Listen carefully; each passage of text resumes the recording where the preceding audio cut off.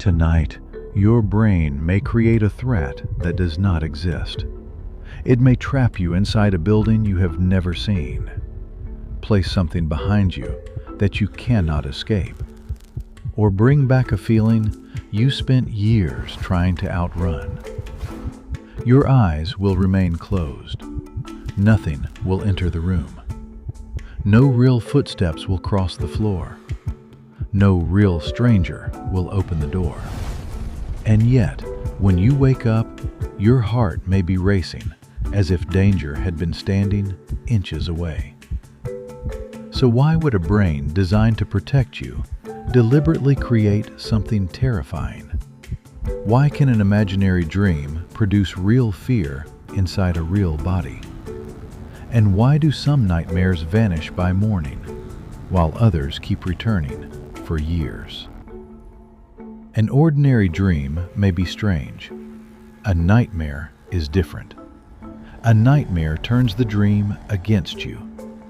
The world inside sleep becomes threatening. You are being chased. You are trapped. Someone you love is in danger. You are trying to run, scream, hide, or escape, and the dream keeps closing around you. That is what makes a nightmare different from a merely unusual dream. It is not just bizarre, it feels unsafe. The threat may change from one person to another. For some people, it is a figure in the dark. For others, it is a fall, a drowning feeling, a late exam, a collapsing building, a public humiliation, or a return to something deeply painful. But the pattern is the same. Your sleeping brain creates a world, then fills that world with danger. And the most disturbing part is this: the threat was not hidden in your bedroom. It was manufactured inside your own brain. A nightmare does not need a real monster. It does not need a real attacker. It does not even need a real event. The brain can generate the fear first and build the nightmare around it. While you sleep, dream-generating systems can create people, places, movement, and story. At the same time, emotional and memory-related networks can give those scenes a dangerous meaning. That is why the nightmare can feel immediate, long before it makes logical sense. You may know this feeling from waking life. Sometimes, the body reacts before the mind has fully explained the threat. A nightmare magnifies that process. The monster may be imaginary. The hallway may not exist. The scream may never have happened. But the brain's fear response does not need to wait for proof. Once the dream starts carrying the feeling of danger, the body can follow. Your breathing changes. Your chest tightens. Your heart accelerates. The experience is false. The alarm is real. So if the nightmare is built inside the brain, where does the brain get the material it uses? Nightmares usually do not appear from nowhere. They are often built from emotional leftovers, recent stress, unfinished fear, physical discomfort, anxiety you never fully named, an embarrassing moment that stayed with you longer than it should have, a conflict you keep replaying, a memory that still carries heat. Sometimes the source is obvious. A frightening event happens and a nightmare follows. Sometimes the source is harder to recognize. The nightmare may not replay the original event exactly. Instead, it may borrow the same emotional charge and disguise it. You may not dream about the real thing that frightened you. You may dream about something else carrying the same fear. A relationship fear becomes a collapsing bridge. A social fear becomes standing in front of a silent crowd. A traumatic memory becomes a faceless pursuit through an unfamiliar house. The locations change. The people change. the story changes, but the emotional signature remains. That is why nightmares can feel both strange and deeply personal at the same time. They are not perfect recordings. They are emotional reconstructions. And when that reconstruction keeps returning, the nightmare can stop feeling random. It can start feeling trapped in a loop. Some nightmares come once and disappear. Others come back. The same fall, the same chase, the same helplessness, the same failure, the same room, the same sense that the danger was never finished.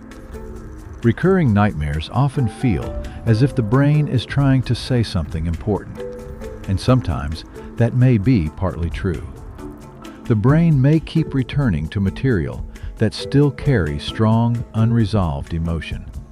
A fear that was never properly updated. A threat that never felt fully over. A memory that still activates the same alarm. But repetition can also create its own trap. The more often the nightmare appears, the more familiar the pattern becomes. The body may become easier to trigger. Sleep may become more fragmented. Anticipation can grow. And over time, the nightmare may stop being just a reflection of fear and start becoming part of the fear itself. That does not mean every recurring nightmare points to major trauma. Some are built from stress, pressure, shame, or repeated worries rather than extreme events. But the repetition tells us something important. The brain is not treating the material as settled. The nightmare may feel like the brain is remembering danger. Sometimes, it may be showing that the brain has failed to mark that danger as finished. This leads to a difficult question. Why would the brain create a nightmare at all? Scientists do not have one proven answer. There are several serious possibilities. Nightmares may be linked to the sleeping brain's attempt to process emotional experiences. They may reflect threat simulation, a kind of rehearsal for danger. They may emerge when fear-related material is being reactivated but not successfully resolved.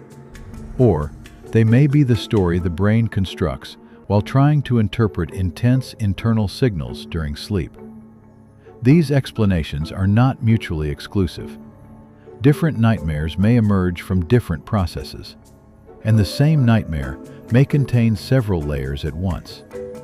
Perhaps the nightmare began as an attempt to process fear, but sometimes the process becomes trapped inside the fear itself.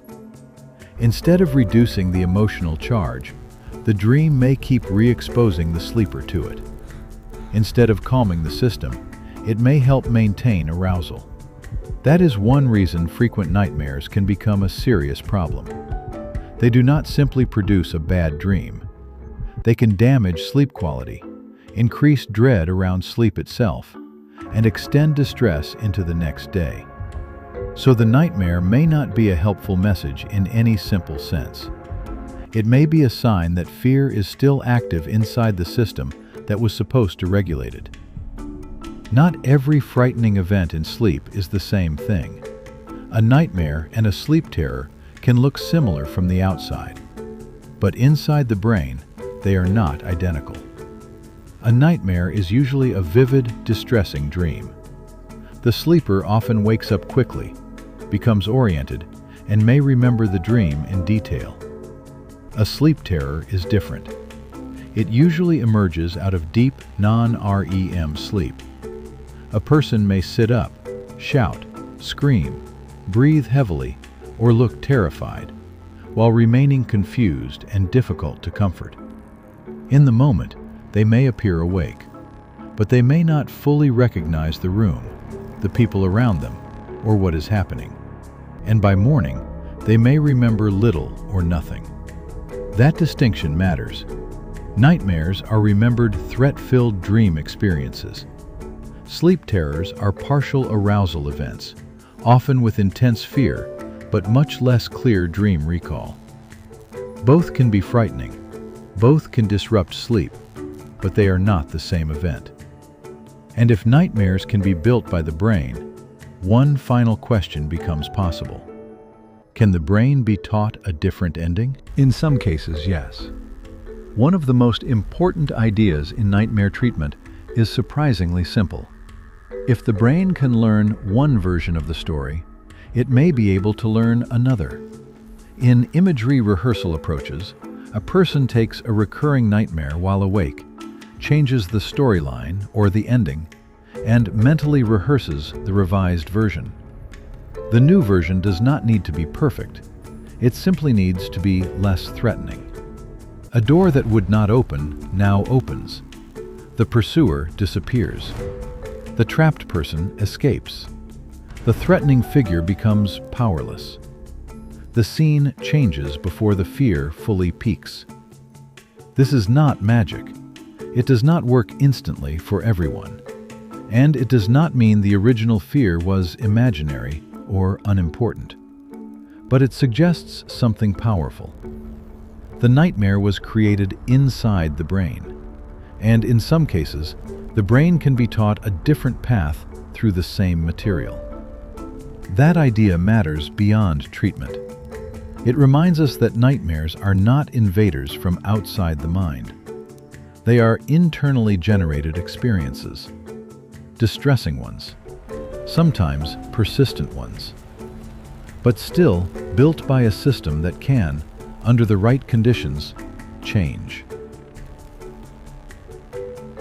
A nightmare contains no real attacker, no real collapsing hallway, no real creature standing at the foot of the bed. And yet, for several minutes, the brain can make the threat feel completely real. It can borrow fear from your past, build a world around it, and place you directly inside. Then your eyes open. The room returns. The threat disappears. But the body may still be carrying the alarm. And sometimes, even waking up does not feel like immediate freedom. Sometimes your eyes open. The room is back. The threat is gone. And your body refuses to move. In the next episode, we enter one of sleep's strangest borderlands and ask why some people wake up unable to move at all.